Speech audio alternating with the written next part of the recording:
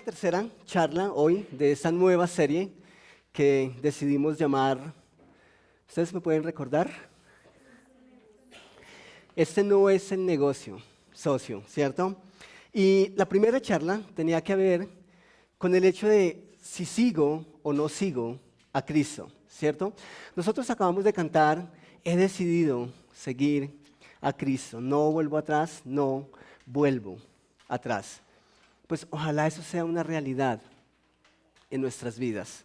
Ojalá lo último que podamos contemplar sea la idea de volver atrás, aún en los momentos más difíciles de nuestro viaje espiritual. ¿Ok? Y la segunda charla, que fue el domingo pasado, Scott nos mencionaba y nos hablaba acerca de que no es negociable aquello que ocurre entre lo que hay en mi corazón y lo que proyecto a través de mi imagen exterior, ¿cierto? O sea, en otras palabras, lo que hay en mi corazón debe ser un fiel reflejo de lo que proyecto en lo exterior. O sea, no se vale que allá adentro esté bien feo, bien mal, y que afuera se vea bonito. Es lo que Jesús llamó en algún momento sepulcros blanqueados. Así que eso no es negociable, ese no es el negocio. Y hoy vamos a estarnos refiriendo a un tema que es bien importante y tiene que ver con nuestros valores. ¿Cuántos de ustedes tienen valores en sus vidas, principios? Levántenme la mano. Ok, genial. ¿Alguien dijo todos? ¿Sí? ¿Escuché a alguien? Genial, Rosy, es verdad, ¿no? Ok, atrás. Ok, Sandrita, sí. Todos los tenemos. Así debe ser. Así que hablando de principios, valores, se ha dicho bastante acerca de los valores. Por ejemplo, se ha dicho que son como los jeans. ¿Saben en qué se parecen los principios a los jeans? Dime. Ok, nunca se acaban. A mí se me han acabado unos jeans que no quisiera que se hubieran acabado. Genial. Sí, nuestros principios deben ser como los jeans, nunca deberían pasar de moda. Yo digo, tal vez ustedes piensen igual, otras personas lo han dicho, pero para mí, en mi caso personal, un hombre sin valores, sin principios, es igual a una barca o a un barco sin timón. ¿Por qué? Porque si ustedes han notado, un hombre que no sabe lo que es correcto y lo que sí es correcto, baila al son que le pongan, ¿sí o no? Si yo no tengo un concepto claro de lo que debo hacer y de lo que no debo hacer, entonces todo me da igual. No hay una diferencia. Y eso significa que no tengo un horizonte definido en mi vida. ¿Saben? Con eso simplemente estoy diciendo que son nuestros valores, son nuestros principios los que deben guiar nuestra vida. Todas las decisiones que tomamos a diario, grandes o pequeñas, porque esa es una realidad en nuestra vida, todo el tiempo estamos tomando decisiones. Todo lo que hacemos debería ser guiado por nuestros valores y por nuestros principios. Y si no están ahí para guiar nuestras vidas, entonces es como si no estuvieran. Abraham Lincoln, tal vez uno de los presidentes más emblemáticos y significativos para la nación de los Estados Unidos, Scott me explicaba esta semana que él fue presidente durante varias etapas de Estados Unidos. Pero en una de sus posesiones como presidente, él declaró la siguiente máxima, eso se le atribuye a él. Él dijo, cuando haya entregado las riendas de esta administración, es decir, mi periodo de mandato, de dirección, espero que por lo menos me haya quedado un amigo. Y ese amigo está dentro de mí. ¿Qué quería expresar Abraham Lincoln con esa declaración? ¿A dónde quería llegar? Primeramente, él se estaba comprometiendo a guardar sus principios delante de alguien que es bien importante. A veces nosotros decimos, sí, Dios Scott lo mencionó hace 8 días, Dios es nuestra audición de uno. ¿Por qué? Porque todo el tiempo está presente.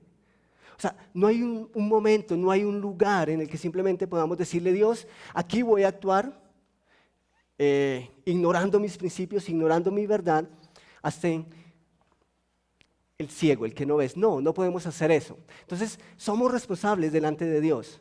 Pero a veces nosotros decimos que después de eso somos responsables delante de los demás. ¿Saben yo qué pienso? En eso puedo estar de acuerdo con Abraham Lincoln. Abraham Lincoln estaría orgulloso de que yo estuviera de acuerdo con él. ¿Saben en algo? Y es que después de Dios, yo debo ser responsable delante de mí mismo. ¿Qué sentido tiene engañar al mundo cuando no me puedo engañar a mí mismo? ¿No les parece irónico? No tiene sentido, y eso tiene un poco que ver con la charla del domingo pasado. Así que cuando Abraham Lincoln dijo eso, simplemente estaba comprometiéndose a que pasara lo que pasara, él no iba a faltar a lo que para él sabía que era correcto.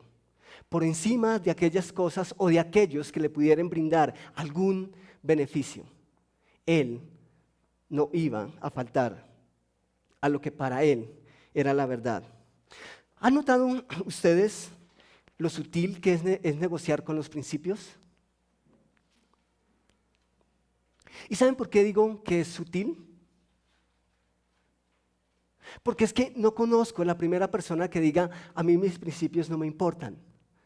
O no conozco la primera persona que diga de manera clara o directa que negocia con sus principios o que no es imparcial con sus principios. Pero yo quiero hacerles una pregunta. ¿Aplican ustedes los mismos principios con la misma vehemencia, con el mismo ímpetu, con el mismo valor y coraje delante de cualquier persona sin importar quién sea? Pensémoslo por un momento. Y seamos honestos allá en lo más profundo de nuestro corazón. No podemos engañarnos a nosotros mismos. Tenemos nuestros valores, pero los aplicamos en todo momento, con toda persona, sin importar el nivel de relación o de importancia en nuestras vidas. ¿No les parece a ustedes curioso que a veces personas nos digan, voy a hacerte una pregunta, pero la verdad quiero que me respondas con la verdad? Olvídate que eres mi amigo o que soy tu amigo. ¿No creen que eso refleja algo? ¿No creen ustedes que eso refleja algo que ocurre en nuestro interior cuando se trata de alguien a quien amamos o por quien tenemos mucha admiración? ¿No les dice eso que la balanza tiende a cambiar de acuerdo a la persona con respecto a quién debo aplicar mis valores y mis principios y lo que yo creo que es correcto? Es muy común, me pasa mucho, que a veces personas dicen, no, pero es que yo no te pregunto porque yo siento que tú vas a ser demasiado suave. Y yo me estoy preguntando, wow, ¿hasta dónde, por mi nivel de intimidad con alguien, yo no voy a ser capaz de decir lo que es verdad? Un poco trágico, ¿cierto? Así que con eso en mente, yo quiero hacer alusión a unas palabras de John MacArthur. Es uno de los escritores teólogos que tiene mucha fuerza. Y él escribió un libro que llama El poder de la integridad. Y él menciona algunas cosas en su libro que quiero mencionar esta mañana. Él se refiere a esta verdad que estamos viviendo y que hoy estamos escuchando de la siguiente manera. Él dice que hay personas que están de acuerdo con que el pecado se debe castigar, pero no si esos pecados son cometidos por sus hijos. Interesante. Él dice que hay personas que se oponen a la deshonestidad y a la corrupción hasta que deben enfrentar a sus jefes y colocar sus trabajos en riesgo. Esta semana casualmente hablaba con alguien y hablábamos de ese tema. Y esa persona me decía, pero es que piénsalo. Si es tu jefe el que te dice. Y yo digo, sí, pero es que precisamente de eso se trata.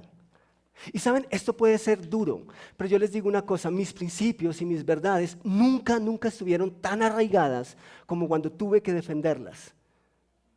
Y les confieso que sus principios y el concepto que ustedes tienen de lo que es correcto nunca va a estar más claro en sus vidas que cuando se paren en la línea y tengan que defenderlos, sin importar las consecuencias.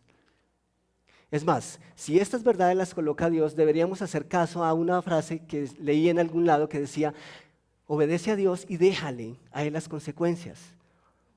Si Dios te ha puesto a vivir una verdad, vivámosla. Y permitamos que el resto dependa de Él. Otro de los puntos dice: personas que mantienen una convicción solo hasta que ésta es desafiada por alguien a quien admiran o a quien temen o a quien aman. Personas que mantienen altas normas morales hasta que las relaciones contrarias a la palabra de Dios encienden sus deseos. O sea, tenemos valores, tenemos principios, pero parece ser que son negociables. En otras palabras, nuestros principios y nuestros valores debieran ser algo intocable, tanto como lo es para un buen hombre su esposa, su familia, sus hijos, o tal vez su carro. Conozco hombres que no consienten que les toquen su carro. Conozco mujeres que no consienten que les toquen su neceser. O nuestros valores debieran ser más intocables que las uñas de una mujer recién pintadas. ¿Ustedes han notado una mujer con sus uñas recién pintadas? Dicen por ahí que no hay nada más indefenso que una mujer recién hecho el manicure. No se puede tocar. Así que cualquier cosa que agreda o amenace nuestra lealtad hacia nuestros valores, debiéramos prestarle atención.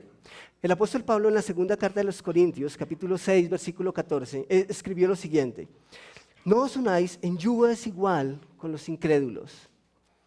En el contexto en el que estamos hablando, es si alguien no tiene tus mismos valores, si alguien no tiene tus mismos principios, entonces no hagas concesiones. No hagas negocios. Ese es el concepto expresado. ¿Por qué? Porque ¿qué compañerismo tiene la justicia con la injusticia? ¿Y qué comunión la luz con las tinieblas? Ocurre aquí algo que es bien interesante. ¿Conocen ustedes alguna persona que diga que no tiene valores o que no tiene principios? Yo no conozco ninguno que se atreva a decir algo semejante. Todos afirmamos tenerlos. Todos creemos que los tenemos y eso está bien. Porque como mencionamos antes, una persona sin valores es como un barco sin timón que no sabe a dónde va. Pero la pregunta correcta es: ¿cuántos de los que decimos tener valores y principios los ejecutamos? Y cuando los ejecutamos, ¿cuántos los ejecutamos de una manera imparcial? O que no se cargue a mi beneficio, o que no se cargue al beneficio de la otra persona, o que la motivación de defender mis principios o no dependa de mantener una imagen, o incluso cuidar una relación.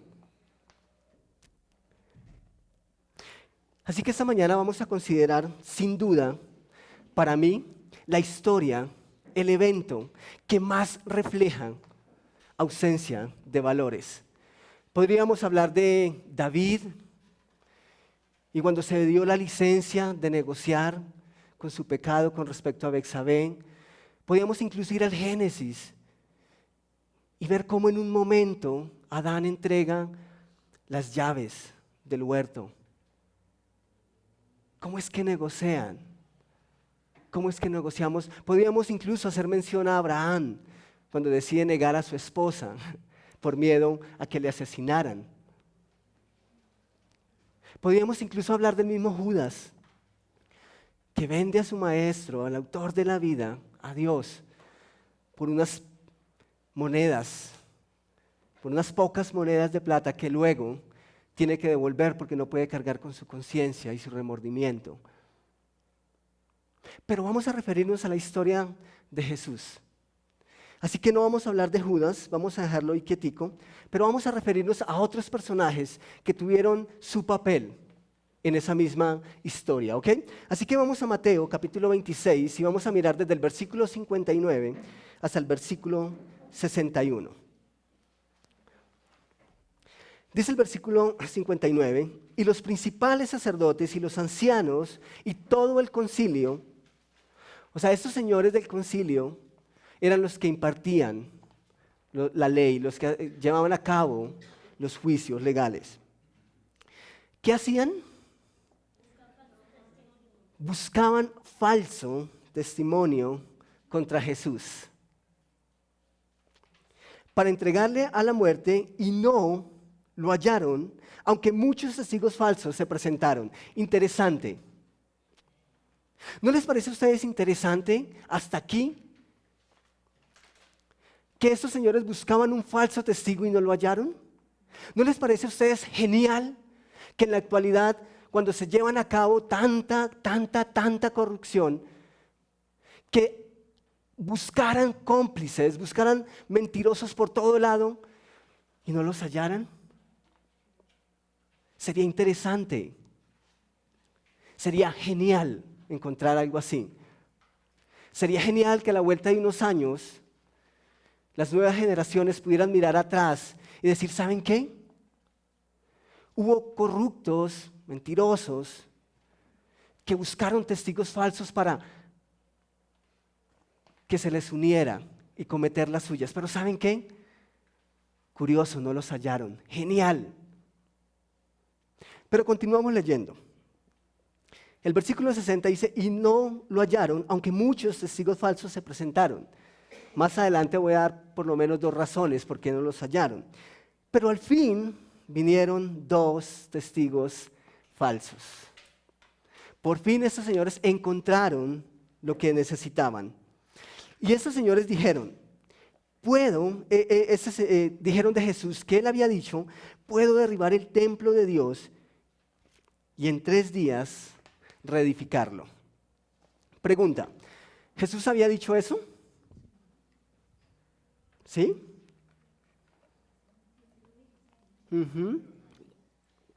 Perfecto. ¿Estamos mintiendo? No. Jesús efectivamente lo había dicho, tal cual. ¿Cuál era el enfoque de Jesús? Ok, claro, Jesús hablaba de su cuerpo. Pero saben, a este nivel, estos señores ya sabían cuál era la verdad. Así que esa expresión de Jesús simplemente se les convirtió en el florero de Llorente. ¿Han escuchado, conocen la declaración del florero de Llorente? Simplemente una excusa para echar mano. El problema con Jesús no era lo que había declarado acá. Ese era aunque había sido fuerte para ellos, esa no era la razón principal. La razón principal es que le dijeron a esos falsos testigos, ustedes tienen que decir que Jesús dijo eso con este punto de vista o desde esta perspectiva. Por eso fue falso, por el enfoque y la dirección que ellos dieron. Las palabras como tal eran ciertas, Jesús lo había dicho. Pero estos señores echaron mano de este argumento y tergiversaron la verdad. Le cambiaron la dirección y claro, eso era blasfemia. Entonces, o simplemente algo muy fuerte para una generación o para una nación con principios religiosos tan fuertes como lo era la judía o como lo es el pueblo de Israel. Pero aquí hay algo interesante, esos no eran sacerdotes novatos. ¿Quiénes eran? Los principales sacerdotes. O sea, no eran sacerdotes que estaban hasta ahora conociendo la ley, no estaban empezando su carrera, no, eran los principales. ¿Con quién más estaban? ¿Quiénes más estaban con ellos? Los principales sacerdotes y los ancianos. ¿Saben? El concepto de anciano aquí tenía un lugar de honor y valor respetable. Honestamente, uno esperaría más de ese grupo de hombres que hacían parte del grupo de los ancianos. Por consiguiente, conocían la ley y la conocían tan clara, de una manera tan clara, que sabían que necesitaban ciertas cosas para llevar a cabo un juicio. Por ejemplo, ellos sabían que necesitaban los testigos, que uno no les servía, que por lo menos tenían que tener 2 o 3, porque conocían la ley. ¿Y qué decía la ley? En Deuteronomio capítulo 19, versículo 15 leemos: un solo testigo no bastará para condenar a un hombre acusado de cometer algún crimen o delito. ¿Conocían la ley? Sí. Todo asunto se resolverá mediante el testimonio de 2 o 3 testigos. ¿Conocían la ley? Sí. ¿Conocían lo que estaban haciendo? ¿Sí o no? Sí. Ellos lo tenían clara y el valor estaba. ¿Qué les decía el valor? No podemos juzgar a nadie sin sus debidos testigos. Es decir, no podemos quitarle el derecho, no podemos evadir ese argumento. Y chévere que lo tenían claro, genial. Después de todo, ellos eran los maestros de la ley y yo me los imagino tremendamente preocupados porque necesitaban sí o sí los testigos. Y curiosamente, muchos se presentaron y no los encontraban. O una de dos: o eran tan honestos que no podían mentir, o eran tan falsos que ni para eso servían. Pero el punto es que muchos se presentaron y no los encontraban. Pero finalmente encuentran a 2. Y ahora tienen lo que querían.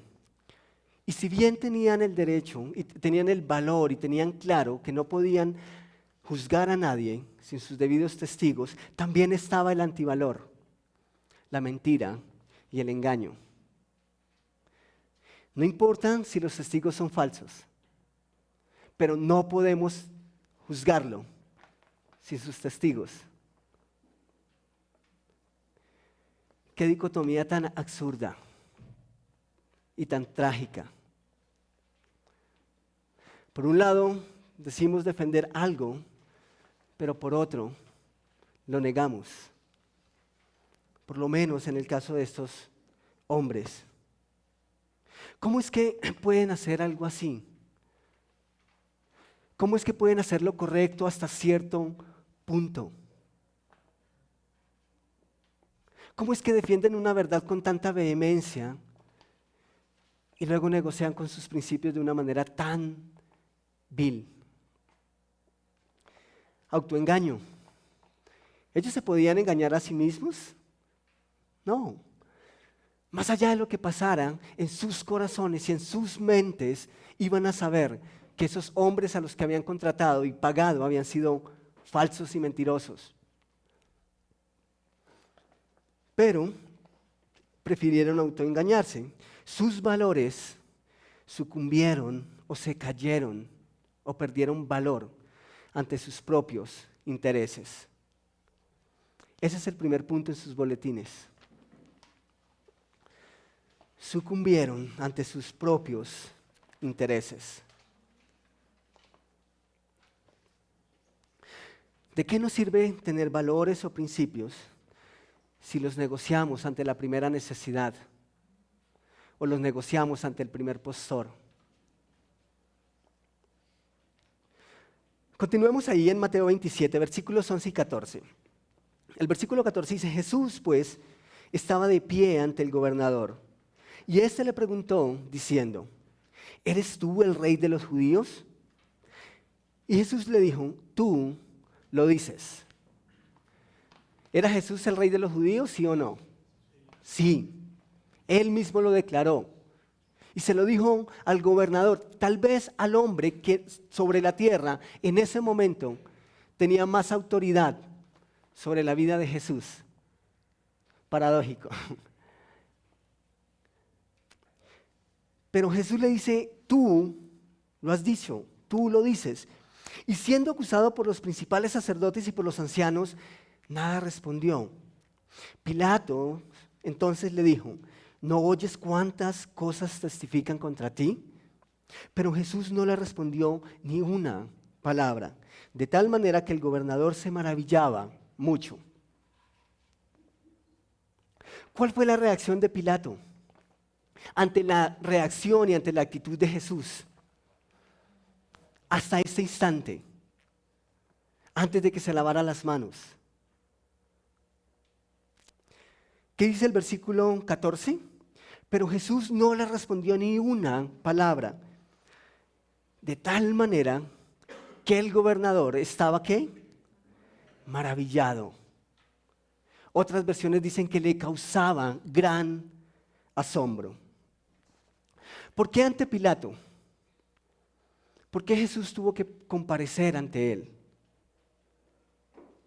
Debemos recordar que en este contexto Roma ejercía poder sobre la nación judía. Así que quien ejercía el poder judicial en ese instante y en ese contexto, pues era Pilatos como gobernador. Y saben, según la acusación que el pueblo judío hacía contra Jesús, incluso le daba para pena de muerte a Jesús. Pero ¿saben qué significaba para el pueblo romano que Jesús estuviese blasfemando contra Dios? Absolutamente nada. Eso importaba para los judíos. ¿Pero creen ustedes que importaba algo para Roma? Absolutamente nada. A propósito, uno de los argumentos de los que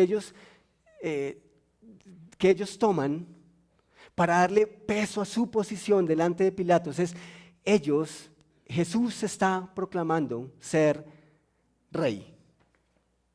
Y eso, de alguna manera, podía ser o generar pensamientos o sentimientos de sedición. Es decir, Pilatos, ese señor dice que Él es rey sobre nosotros, pero no, hasta donde nosotros sabemos, tú eres nuestro rey. Y es posible que eso sí tomara un poco de peso delante de Pilatos. Es posible. Pero Pilatos, a cambio de eso, estaba maravillado de escuchar y de ver a Jesús. Seguro que ni usted ni yo quisiéramos condenar a muerte a un hombre como Jesús, ¿cierto? ¿Saben? Pilatos tampoco. Pilato tampoco quería.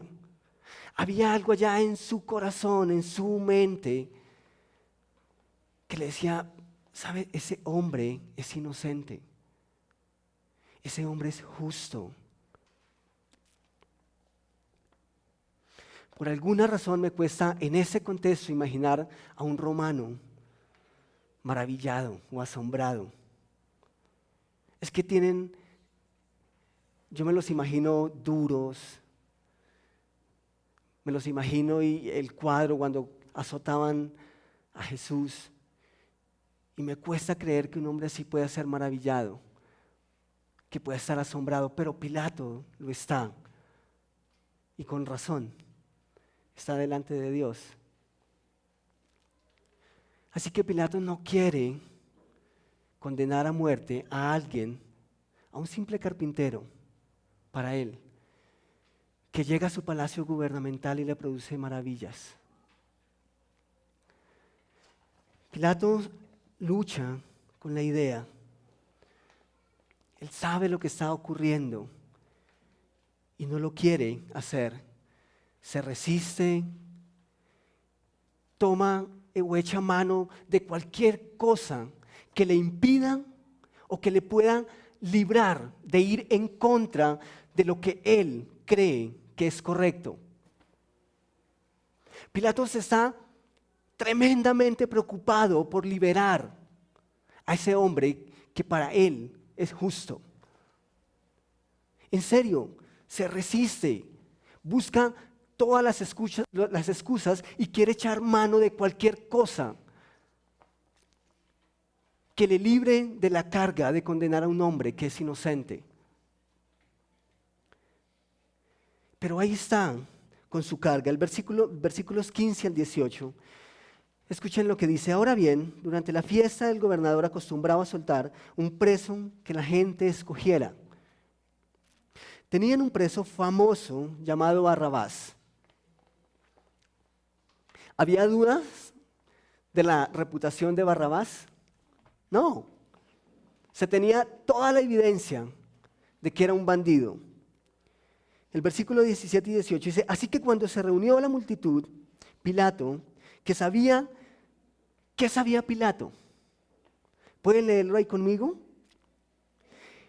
Que sabía que le habían entregado a Jesús por envidia.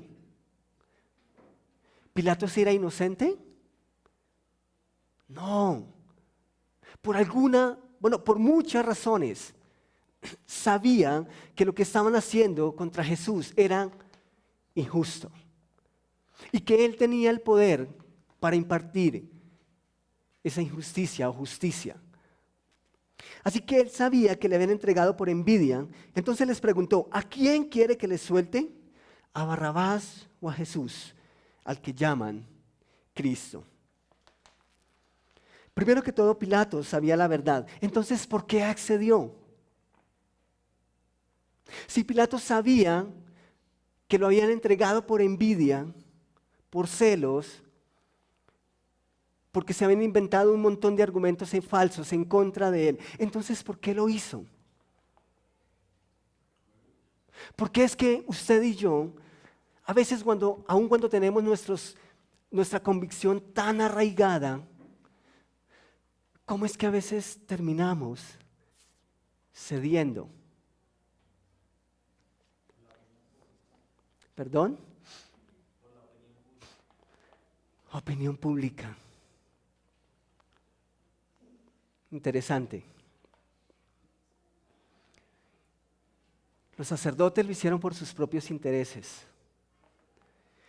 Ahora Pilatos está con una presión bastante grande.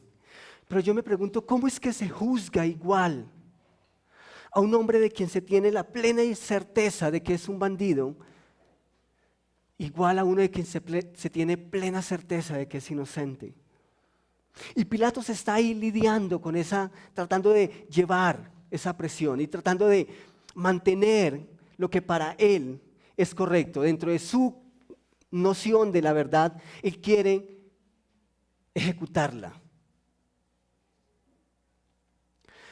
Así que Pilatos lucha con hacer lo que su verdad le dicta. Pero noten lo que ocurre en el versículo 19. Mientras Pilato estaba sentado en el tribunal, su esposa le envió el siguiente mensaje o el siguiente recado. No te metas con este justo, pues por causa de él hoy he sufrido mucho en sueños. ¿Tenía Pilatos la excusa para decir, es que yo no sabía? No. ¿Saben? De muchas formas, el mensaje estaba ahí. Si sabes que algo es correcto, entonces hazlo. No importa quién esté enfrente. Si esa es tu verdad, si esa es tu noción de la verdad, vívela. ¿Puedes sentir el sentimiento de dolor? ¿El sentimiento de súplica detrás del mensaje de la esposa de Pilatos? Por favor, no te metas con ese hombre. Estás a punto de tomar una decisión que puede ser trascendental. Por favor, no hagas lo que el mundo te está pidiendo que hagas porque es incorrecto. Y uno esperaría que ya esto es suficiente argumento como para que Pilatos, de una vez por todas, diga, ustedes lo ven de una manera, pero en mi conocimiento de la justicia y de mi verdad, yo no lo veo así. Y tenía el poder para hacerlo. Claro, Nosotros sabemos que Dios tiene todo bajo control. Y gracias a Dios porque era parte de su plan. Pero eso no le quita la carga a Pilatos. Eso no lo exonera de su verdad. Y tampoco a nosotros cuando decidimos tomar las mismas decisiones. Ni el argumento de Jesús mismo, yo soy el rey, ni el mensaje de su esposa, ni todas las evidencias que tenía Pilatos acerca de la inocencia de Jesús fueron suficientes. ¿Qué le quedaba a Pilatos entonces para defender su verdad? Su carácter, sus principios, el coraje que te dice, ¿vas a lavarte las manos cuando no puedes lavar tu conciencia? ¿Vas a lavar tus manos para conservar tu corazón sucio? Todo el mundo estaba a la expectativa de la decisión de Pilatos. Y Pilatos finalmente decide. ¿Cuál es su edicto final? Versículos 24 al 26. Cuando Pilato vio que no conseguía nada, sino que más bien se estaba formando un tumulto, pidió agua y se lavó las manos delante de la gente. Soy inocente de la sangre de este hombre, dijo. Allá ustedes. Y qué estupidez, perdónenme en el término. Pero escuchen las palabras del pueblo. Que su sangre caiga sobre nosotros y sobre nuestros hijos. ¿Saben cuánto pesa eso? Habían conseguido testigos falsos. ¿No les parece a ustedes estúpido? Habían conseguido testigos pagados para llevar a cabo un juicio bajo una mentira y ahora dicen, como si fueran inocentes, que la sangre de ese hombre caiga sobre nosotros y sobre nuestros hijos. ¿Y saben qué? Cayó.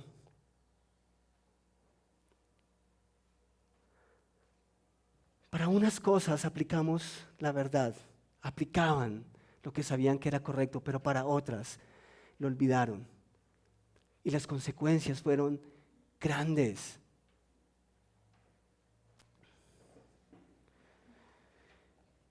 Y ellos dicen que su sangre caiga sobre nosotros y sobre nuestros hijos. Contestó todo el pueblo. Entonces le soltó a Barrabás, pero Jesús lo mandó a azotar y lo entregó para que lo crucificaran. Qué negocio tan trágico.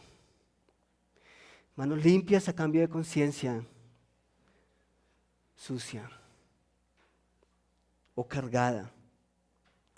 En el caso de los sacerdotes, sus valores sucumbieron ante sus propios intereses. Pero saben, en el caso de Pilatos, sus valores y su versión de lo que era correcto se derribó, sucumbió ante la presión de la multitud. ¿Saben? Yo no quisiera estar en los zapatos de Pilatos. Ustedes tampoco, ¿cierto? Ninguno. Pero ¿saben una verdad? Lo estoy. ¿Y saben otra verdad? Ustedes están conmigo. Yo estoy en los zapatos de Pilatos cada vez que mis principios y mis valores se ponen a prueba. Estamos en los zapatos de Pilato cada vez que tenemos la oportunidad de quedarnos con los pesos de más que alguien nos dio por accidente. Estamos en sus zapatos. Estás en los zapatos de Pilatos cada vez que tienes la oportunidad, entre comillas, de mirar a una mujer que no es tu esposa y codiciarla. Jóvenes están en los zapatos de Pilatos cada vez que tienen la oportunidad de sacar la chiva en el examen o la nota. En mis tiempos se decía chiva. O sea, ayer por la tarde.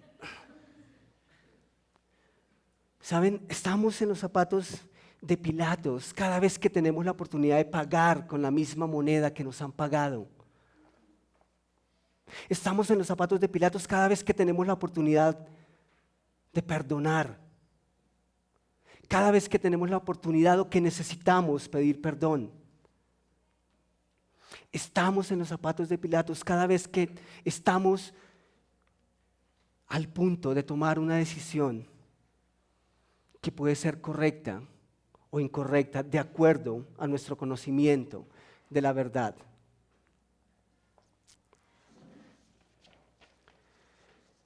Por último, noten lo que ocurre con los soldados romanos. Versículos 62 al 66 del capítulo 27 de Mateo.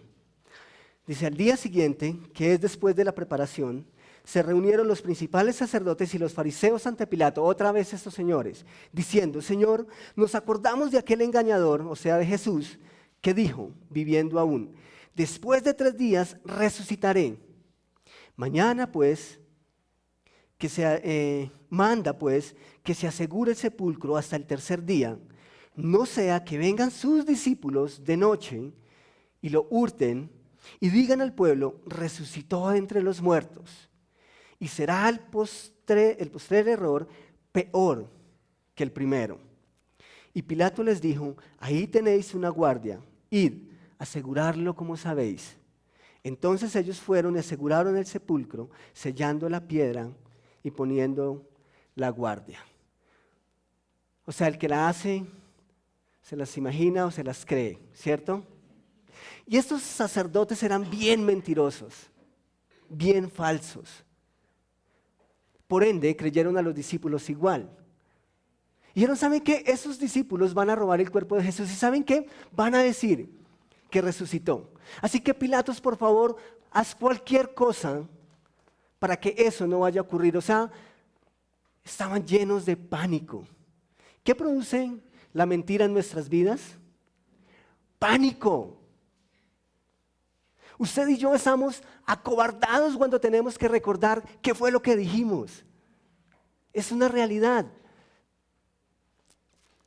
Así que estos señores están ahí, pero quiero mencionar varios aspectos que el dinero llevó al olvido. El versículo 14, el versículo 13 dice, el versículo 12 dice, y reunidos, ¿dónde estoy? Ok, capítulo 27, versículos 11 al 15, mientras ellos iban, ¿sí? Ok, mientras ellos iban, he aquí unos de la guardia fueron a la ciudad y dieron aviso a los principales sacerdotes de todas las cosas que habían acontecido. Y reunidos con los ancianos y habido consejo, dieron ¿cuánto dinero? Mucho dinero a los soldados, diciendo, decid vosotros, sus discípulos vinieron de noche y lo hurtaron, estando nosotros, ¿qué? Dormidos. Qué torpes. Y si esto lo oyera el gobernador, o sea Pilatos, alguien que acostumbra a lavarse las manos, nosotros le persuadiremos y ¿qué? Os pondremos a salvo. Y ellos, tomando el dinero, hicieron como les había instruido, y este dicho se ha divulgado entre los judíos hasta el día de hoy. Varios aspectos que el dinero llevó al olvido. ¿Desde cuándo una compañía romana convocada a la seguridad duerme? ¿No les parece a ustedes chistoso? Si ustedes pagan la administración fielmente en sus conjuntos, en sus lugares donde viven los que tienen la oportunidad de pagar una vigilancia, ¿ustedes estarían satisfechos? Cuando alguien en la noche entra a sus hogares, deja su casa vacía y el único argumento de la empresa de seguridad es que los guardas dormían. ¿Ustedes aceptan eso como argumento? No, y menos si se trata de las leyes romanas. Esto es digno de vergüenza. ¿Saben? Es más, esto les daba para el despido directo, o sea, muerte, la muerte misma. Pero para estos señores, sus principios fueron pagos con algún dinero. que los llevó a ignorar incluso sus propias vidas, sus familias, su sostenimiento. Pero ¿saben? Eso no es lo más trágico. Lo más trágico está en el versículo 14. Y si esto lo oyera el gobernador, nosotros lo persuadiremos y os pondremos a salvo. Qué chistoso. ¿Qué garantía había de que estos señores sacerdotes que estaban tan acostumbrados a conseguir todo con engaño y mentira, les iba a mantener su palabra? ¿Saben qué es lo más chistoso? Que estos soldados se vendieron por dinero. Esos sacerdotes poco antes de eso les habían pagado para que mintieran. ¿Y saben qué están haciendo ellos ahora? Están confiando en los sacerdotes. O sea, recibieron una plata para que mintieran y ahora ellos le creen al mentiroso. ¿Por qué? Porque un hombre sin valores es como un barco sin timón. Y de nada sirve tener nuestra convicción, tener una verdad, si es que nosotros no la vivimos. En el caso de estos señores, ignoraron sus principios, sus valores y perdieron. ¿Sabe qué va a pasar con usted y conmigo cuando decidimos ignorar y pasar por encima de nuestra verdad y nuestra convicción por encima para tener nuestros beneficios? Vamos a perder